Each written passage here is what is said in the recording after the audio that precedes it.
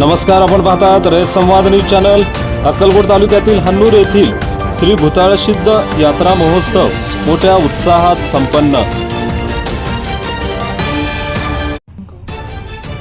अक्कलकोट तालुक्यातील हन्नूर येथे श्री भूताळसिद्ध यात्रा मोठ्या उत्साहात संपन्न झाली।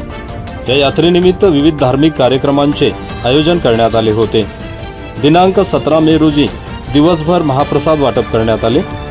महाप्रसादाचे पूजन अक्कलकोट विरक्त मठाचे मठाधिपती बसवलिंग महास्वामी यांच्या हस्ते करण्यात आले। दिनांक 18 मे रोजी भजन कार्यक्रम तसेच सायंकाळी चांदीच्या मूर्तीचे आगमन झाले। दिनांक 19 मे रोजी पहाटे भूताळसिद्ध गदगीस महाअभिषेक करण्यात आले। पहाटे 4 वाजता हरणा नदीत 7 पालखी यांना गंगा स्नान घालण्यात आले। बोरेगाव, निलेगाव, नंदरगी, हन्नूर, रुद्देवाडी, देशमुख, बोरगाव या गावातील पालख्यांचा समावेश आहे।